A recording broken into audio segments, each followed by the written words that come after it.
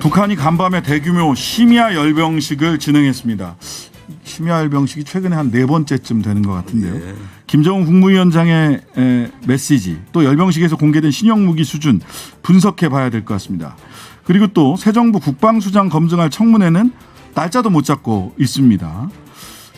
그다음에 그 인수위에서 병사 월급 200만 원 관련된 안을 복합형으로 검토하고 있다.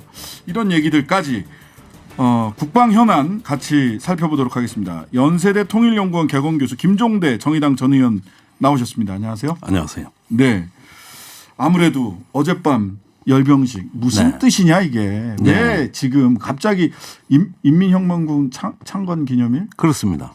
평소에 뭐 막 대규모로 행사를 하던 날짜는 아니잖아요. 주로 이제 4월 15일 태양절에 열병식을 많이 했는데 그러니까요. 올해는 어쩐 일인지 그때는 조용히 지나가고 예, 뭐 예. 사실 조용히 지나간 건 아닙니다. 뭘 많이 쐈어요. 아, 쐈죠. 네, 3월에 많이 쐈습니다. 화성 네. 15형, 17형 뭐 전술 유도 미사일 막 쏘고 이번에는 그걸 다 모아가지고 그 대규모 초대형 열병식이에요. 아, 몽땅 나왔습니다. 몽땅 다 나왔습니까? 예, 최근에 소문으로만 들리던 무기는 다 나왔습니다. 극초음속 미사일, 뭐 화성 8형, 또 화성 17형, 뭐 ICBM 그 세계에서 이동식 발사대에 실은 것 중엔 제일 큰 미사일이죠. 예, 이것도 나왔고. 또 뭐 SLBM 북극성 미사일 이거 뭐 전에 있던 걸로 알려져 있었는데 이번엔 더 큰 게 나왔어요. 고체 연료로 해서 잠수함에서 쏘는 거. 아, 그러면 이거는 사실은 게임 체인저라고 흔히 얘기하는 고체 연료 잠수함 발사 이거는 거의 게임 체인저다 이렇게 불리는 뭐 거 아닙니까? 이번에 게임 체인저가 한두 개가 나왔어야지 뭐 그냥 전술무기, 전략무기 뭐 해서 물속에서 뭐 공중으로 뭐 그냥 총천연색으로 나왔습니다. 아. 자, 그러면 사실은 4월 25일 조선인민혁명군 창건일 물론 중요한 날이지만 네. 보통은 태양절이나 이런 데 하던 일을 그냥 총천연색으로 그냥 다채롭게 다 모아서 네. 4월 25일을 선택한 이유가 있을 텐데. 근데 이거는 뭐 이번에 날씨도 좀 작용을 했고요. 네. 사실은 원래 그 하루 전날 하려고 하던 날씨 때문에 또 연기된 거거든요. 이게. 아, 그렇군요. 예, 이런저런 뭐 내부 사정이 있었을 걸로 봅니다만은 기묘하게도 네.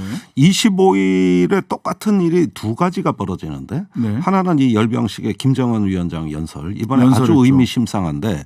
거기서 핵심 메시지가 핵무력을 능동적으로 쓰겠다는 의사표시입니다. 네. 예, 전쟁 억지용이 아니다. 이거 전쟁에서 쓸 핵무기들 이런 건데 우리가 먼저 쓸 수도 있다. 뭐 사실상 예, 뭐 선제적 사용을 검토할 수 있다고도 하는 얘기도 나왔고 이전에 나온 얘기입니다. 네네. 근데 똑같은 날 러시아의 라브로프 외무부 장관이 핵전쟁의 위험이 고조되고 있다. 네. 이렇게 하면서 푸틴에 이어가지고 또 핵전쟁 위협을 하고 있거든요.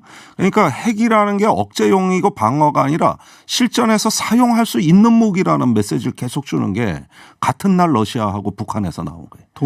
동일한 거의 비슷한 취지의 얘기네요. 저는 같이 묻어가고 있다. 그러니까 25일이라는 시점을 잘 보면 네. 이번에 김정은 위원장 연설도 주변 정세를 굉장히 얘기를 많이 합니다. 네. 뭐 최근 국제 정세가 어떻고 네. 뭐 이러니까 이럴 때서 어떻게 보면은 러시아와 북한이 동조화되고 있다는 느낌까지 가질 정도로 우크라이나 전쟁과 미중 전략 경쟁의 와중에 무언가 국가의 존재감을 한껏 높이면서 근육질을 과시하는 이런 국가 전략이 아주 구체화돼 있다.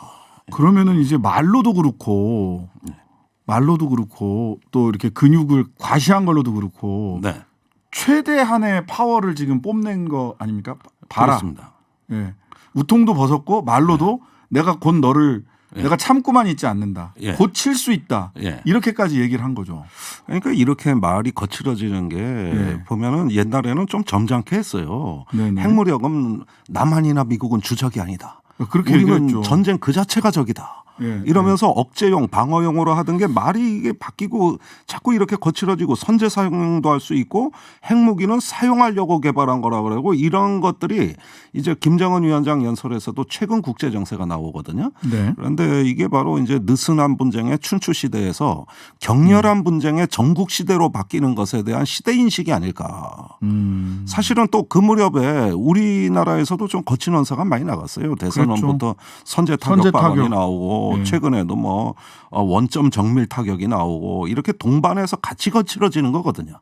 자, 그러면 이거를 그 말이 북한식 어법이라는 것들이 있지 않습니까? 또 네. 북한식 그냥 평양 박치기로 들어와요. 지금 바로 건드리면 그냥 평양 박치기로 들어오는. 그럼 지금 이 시점에 자 건들면 평양 박치기다 이런 메시지를 낸 이유 정치적 노림수는 뭡니까 도대체? 일단은 최근에 남한에서 이제 윤석열 정부 출범이 역시 네. 뭔가 강경한 정부가 출현했다. 네. 이런 인식이 강한 것으로 보여지고 네. 시야를 더 확장하면 미중 전략 경쟁과 우크라이나 전쟁 사태에서 네. 어떤 그 각자 도생의 국제 질서 네. 이 속에서 강한 자만 살아남는다. 네. 우크라이나 봐라 핵 포기했다 저지경 났다. 네. 어떻게 리비아 봐라 어떻게 되느냐 이러면서 이제 주민들 결속을 핵으로 강화하는 네. 말하자면 어떤 강국몽 그러니까 강국몽 예. 중국몽처럼 비상하는, 강국의 꿈 핵무기를 타고 승천하는 줄 아나 봐요. 핵무기 타고 승천 못 하는데. 그래서 핵몽, 강군몽 이런 어떤 강대국 답습하기.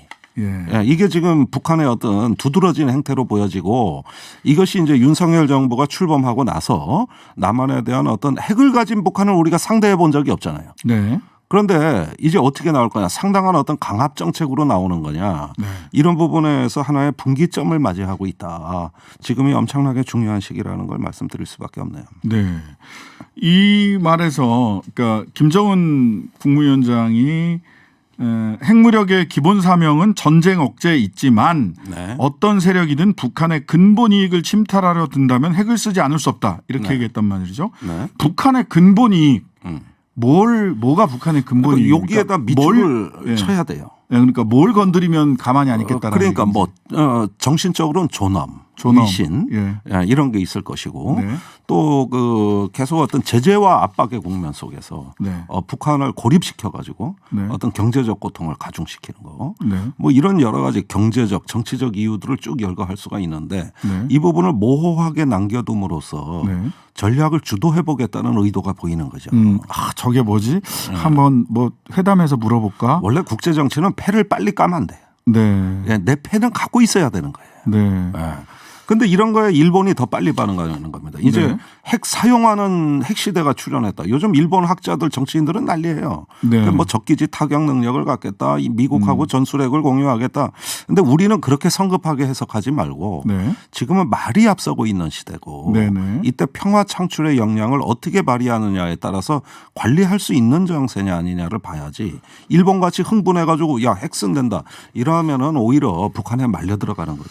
그러니까요. 자 평양 박치기 불사하겠다. 우리의 존엄과 위신 그다음에 계속해서 압박하면 평양 박치기 불사하겠다라는 선언이 나왔어요. 일본은 이렇게 더 그냥 화들짝 놀래가지고 아주 공세적 대응을 하려고 하는데 그렇습니다. 그리고 윤당 선자도 그런 공세적 대응 기조를 가지고 있는 것 같은데요. 선제 타격론까지.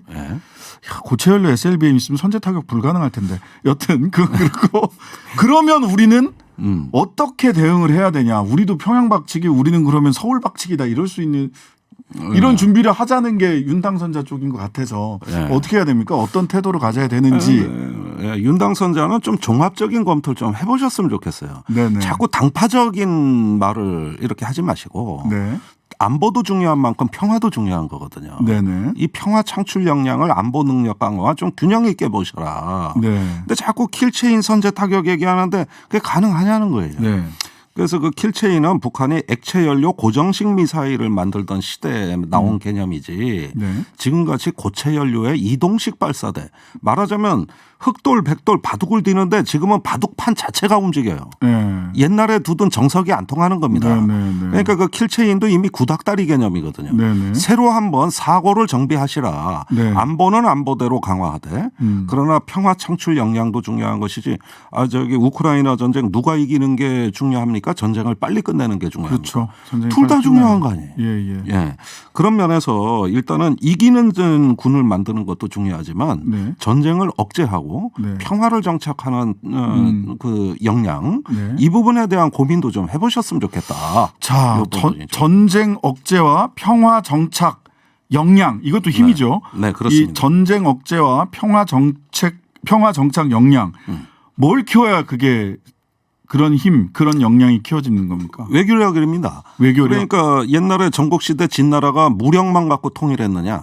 네. 진나라는 또 외교의 기제였어요. 아. 하드웨어 파워가 있으면 소프트 파워도 있는 거예요. 네네. 힘만 갖고 앞세워다가 패가 망신한다는 건 손자병법에서 그 경고한 겁니다. 네. 그 힘을 뒷받침하고 앞에서 끌어주는 외교거든요. 네. 그런 면에서 4대 강국 균형 외교의 문재인 정부 정책을 너무 이렇게 그 파기하고 급변침하려는 위험 국가보다 무장 국가 네. 이런 것만 하는 것보다는 어떤 매력으로서 주변 질서를 관리하고 설득의 힘을 가지는 거. 이게 바로 중견 국가의 평화 창출 외교 능력이거든요. 네. 좀 그런 데서 소프트 파워를 준비하셔라. 외교 능력. 그러니까 존중받는 나라다. 예. 그게 중요하다는 것이죠. 자, 오늘 김종대 의원님께 들어야 할 얘기가 많아서요. 잠시 후 7시에 인터뷰 계속 이어가겠습니다. 잠시 후에 뵐게요. 네, 간밤에 벌어졌던 북한의 초대형 열병식. 이게 어떤 의미인지 김종대 정의당 전 의원님과 함께 말씀 나누고 있습니다. 마지막 부분을 한번 딱 정리하고 갔으면 좋겠는데 말하자면 북한은 러시아와 동기화되면서 북중러 그러니까 윤석열 정부가 한미일 중심으로 해서 신냉전 체제로 간다면 우리도 그럼 그렇게 대응해 주겠다. 뭐 이런 메시지.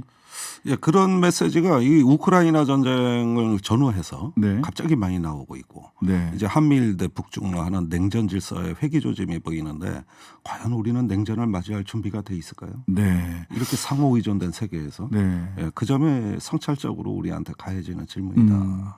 굉장히 부드럽게 말씀을 하셨는데요.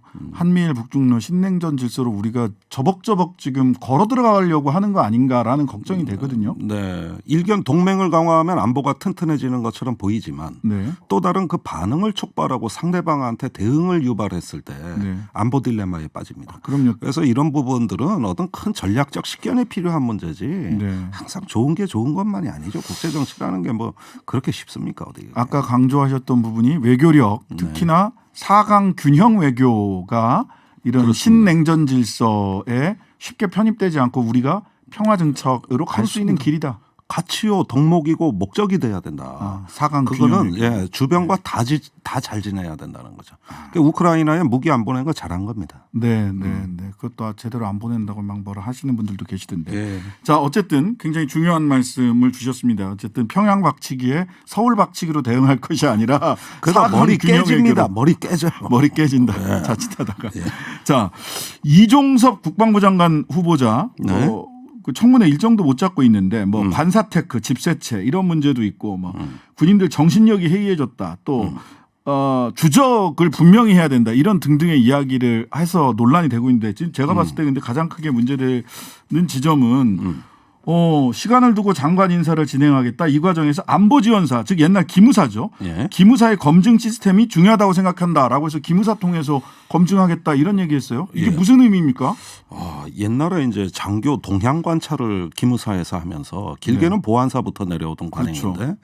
그 법적인 근거도 없이 동향 관찰을 하고 신원 자료를 수집해서 인사 자료로 써먹었는데 일명 존안 자료라고 하는. 조난 자료. 예, 존안. 예. 그런데 그 노무현 대통령 때 남재준 육군총장 진급 비리 의혹이 터지면서 이 문제가 법정으로 가가지고 네네.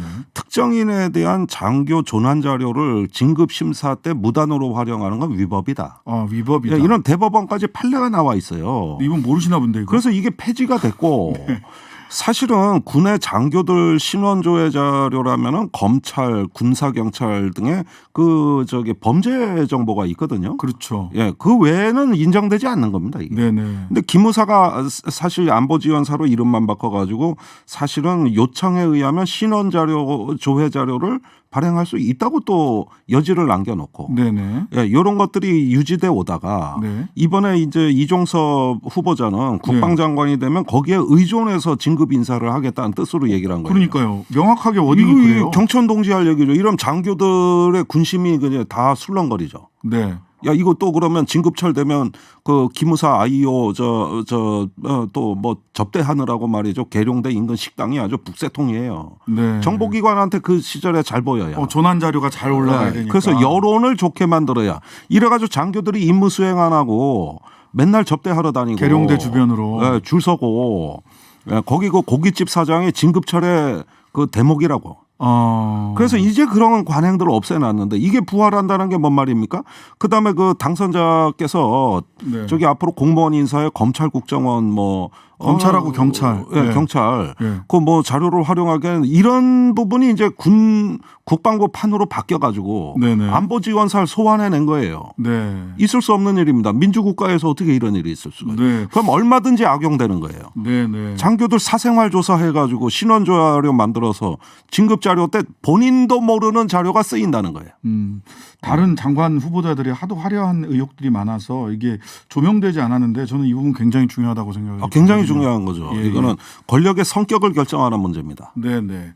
자, 마지막으로 한 가지 더 여쭙겠습니다. 자, 인수위에서 200만 원 병사 사병 월급 200만 원, 네. 다달이 뭐 한 60만 원에서 70만 원에서 100만 원 주고 나머지는 모았다가 목돈으로 주겠다라는 복합형을 검토하고 있다고 하는데 부사관들 초임이 160만 원으로 알고 있거든요. 줄줄이 인상돼야 돼요. 다 인상된다. 다 인상돼야 됩니다. 어떻게 병사가 더 받습니까? 네. 그다음에 아니 매달 월급으로 주든 모았다가 퇴직금으로 주든 네. 그럼 병사가 선택할 문제입니다. 아니 국가가 월급을 주겠다 그랬으면 주는 거지. 네네. 그런데 어떤 병사는 군대 그 금융 상품이 좋거든요. 이율이 높아요 시중보다. 네, 그래서 나는 그렇습니까? 저금하겠다. 네. 그럼 자기가 알아서 저금해가지고 좋은 이율로 퇴직금 받아 나가는 겁니다. 네네. 본인이 설계하는 거지 왜 인수위가 이걸 가지고 뭐라 그러면 이걸 쓸데없는 잔소리하는 거예요. 병사들 다 판단 능력 있고 저축 잘합니다. 네. 저축 안 하고 어디다 딴 데 쓸 수도 있으니까 강제 저축을 시키겠다. 이건 그거는 지나친 후견적인 건데. 예, 그런 국가에 윽박지르고 잔소리하는 거, 돈 조금 준다고 생색내는 거 이런 거 할 필요 없이 병사들이 알아서 잘해요. 돈이 급한 병사가 있고 모으고 싶은 병사가 있는 거예요. 그럴 수 있죠. 예. 예. 그럼 개인 사정대로 하는 거지 왜 국가가 나서서 월급을 뭐 준다 만다 얘기를 합니까? 알겠습니다. 그런 거 자체가 시대착오적이에요. 예, 200만 원씩 따박따박 주기에는 지금 당장 예산이 없어서 혹시 예산도 큰 문제입니다. 이게 당장 5조 원에다 부사관 초급장교 월급 인상에 7조 원이에요. 알겠습니다. 자, 우리 국민들을 믿으셔도 되지 않을까 싶은 생각이 드네요. 예, 지금까지 김종대 전 의원이었습니다. 오늘 말씀 감사합니다. 감사합니다.